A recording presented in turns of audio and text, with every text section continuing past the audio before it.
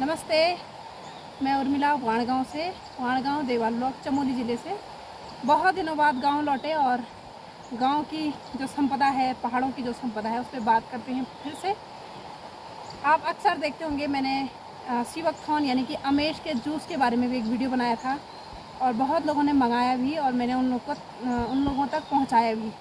तो जब लोग लेते हैं तो आप अगर प्योर चीज़ उन तक पहुंचाते हैं यानी कि शुद्ध चीज़ उन तक पहुंचाते हैं, वो भी जो नेचुरली इस प्रकृति में उगा हो, तो उसकी डिमांड आपके पास ऑलरेडी बहुत ज़्यादा आ जाती है। लेकिन उस बहुत ज़्यादा जो उसकी कॉस्ट है, उसके साथ साथ इस पर बहुत मेहनत लगती है। जैसे कि बनाने से लेके पेड़ कुछ इस तरह का उसका होता है। ये छोटा सा बच्चा है पेड़ का, मतलब कुछ साल पहले इसको लगाया था, लेकिन जब पेड़ बहुत बड़ा हो जाता तो वो बहुत ऐसे मतलब काफ़ी बड़े बड़े पेड़ आपको देखने को मिलेंगे। इनमें आते हैं कांटे। अभी ये छोटा है तो इसमें कांटे नहीं आए हैं और इसकी पत्तियां आप देख सकते हैं। इसका आप देखोगे तो इस तरह के वाइट इस साइड से पत्तियां होती हैं, इस तरफ से ग्रीन होती हैं और पतली सी पत्तियां होती हैं।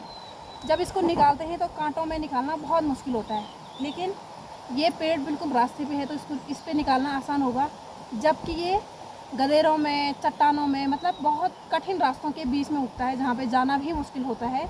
और फिर पेड़ में चढ़ना और उसके बाद उन कांटों के बीच से दाने बहुत छोटे होते हैं, उसको समेटना बहुत मुश्किल होता है।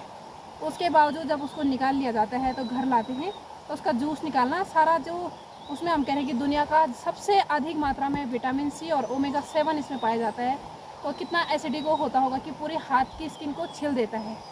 इसके अलावा इसका उपयोग अगर हम देखें तो इसकी हम पत्तियों की चाय पी सकते हैं, जो कि आप ऐसे लेके और अपने चाय के साथ उबाल दो और ये आपको बहुत फ़ायदे देता है।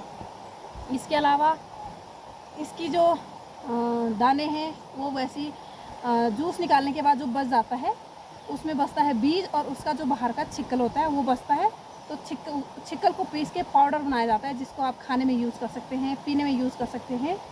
उसके अलावा जो उसके अंदर का बीज बचता है उसका आप तेल निकाल के तेल यूज़ कर सकते हैं। अब बहुत कॉस्टली वो तेल होता है क्योंकि दाने बहुत छोटे होते हैं और उसका तेल निकालना उससे भी मुश्किल। और इसकी जड़ें भी आप ऐसे डुबो के पानी में भिगो के पी सकते हैं। इसकी जड़ों का पानी भी बहुत फ़ायदेमंद होता है।